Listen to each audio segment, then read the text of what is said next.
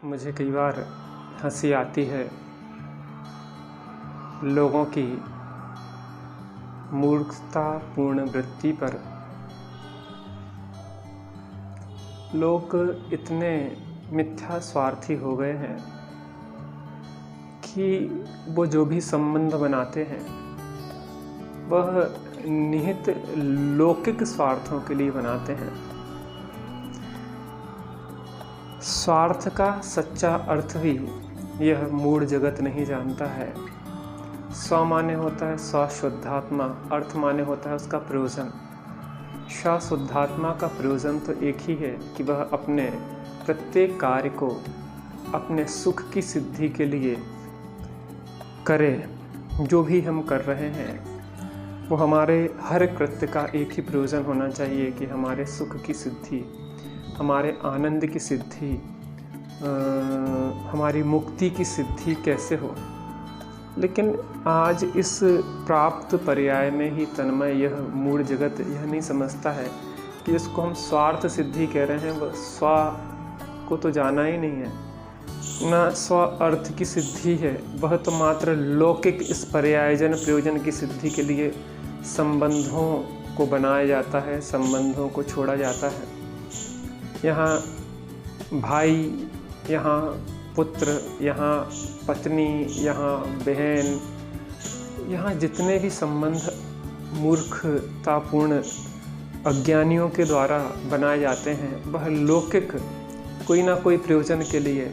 हम कहते हैं तुम हमारे लिए बहुत प्रिय हो, तुम्हारे बिना हम जिंदा नहीं रह सकते, तुम्हारे बिना जो अपन कहते हो। लेकिन उसके पीछे जब हम जाके देखते हैं तो उसमें मात्र कुछ लौकिक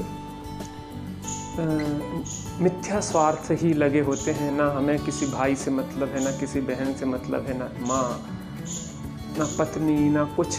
जब तक हमारा स्वार्थ सदरा है तब तक हम उनके साथ अच्छा है, भले हैं, बहुत बढ़िया है, मिथ्या प्रशंसा करते रहते हैं। और जब स्वार्थ सध जाता है तो हम जैसे दूध में से मक्खी निकाल के फेंक देते हैं, ऐसे ही हम निकाल के फेंक देते हैं। लेकिन ऐसे मिथ्या स्वार्थी लोगों को कभी जीवन में शांति नहीं आती। व्यक्ति को लगता है कि हम दूसरे को ठग रहे हैं। कौन किसे ठगता इस जग में, अरे स्वयं ठग जाए। पर यह मूढ़ बना मूर्ख विषयों में काल गमाए। कोई किसी को नहीं ठगता है, व्यक्ति स्वयं 100% अपने को ही ठगता है। हम बदमाशी, मायाचारी, मक्कारी करेंगे तो ढोर बन के, पशु बन के, गधा, सुअर, कुत्ता बन के हमें ही उसका दुष्फल भोगना होगा।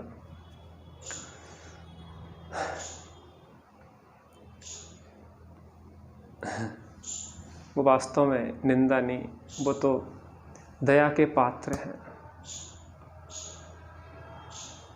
कितने चेहरे लगाए हुए हम, एक चेहरे पर कई चेहरे लगा लेते हैं लोग।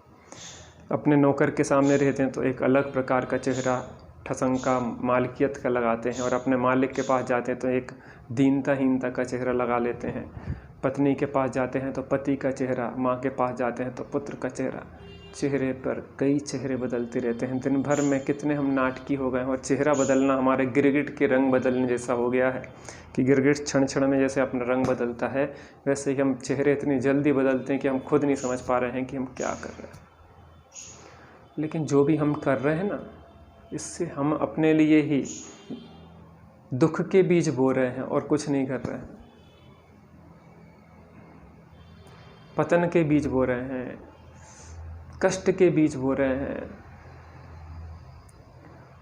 नरक पशुगति के बीज बो रहे हैं। कुछ मिथ्या स्वार्थों से निकल के सच्चे स्वार्थी तो बनो। स्व माने आत्मा, आत्मा का प्रयोजन सुख की सिद्धि के लिए। हर कार्य, हर श्वास हमारी उसी के लिए वह है कि कैसे आत्मा सुखी हो, कैसे इस भवसागर से निकले, कैसे इन दुखों का अंत हो, कैसे भव प्रपंच का अंत हो।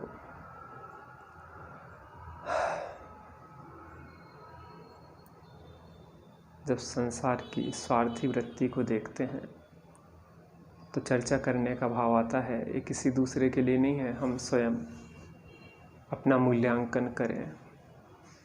और अगर हमारे जीवन में इस प्रकार से मिथ्या स्वार्थपना चल रहा है तो उसको छोड़ के लौकिक संबंधों में भी एक सामने वाले के भी हित की भावना रखें कि इसका भी भला कैसे हो, ये भी कैसे आगे बढ़े। वह मालिक वास्तव में मालिक नहीं है जो अपने अधीनस्थ को अपने जैसे मालिकियत नहीं बना सकता हो। जो आपके नज़दीक है, निकटस्थ है, आपका आज नौकर है, उसको भी आप मालिकियत प्रदान करें, उसको भी अपने समकक्ष बना लें।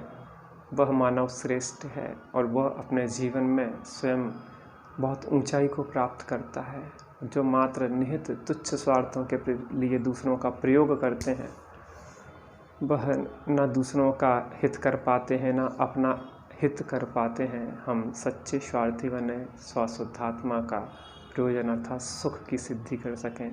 इसी मंगलमय भावना से नमस्कार।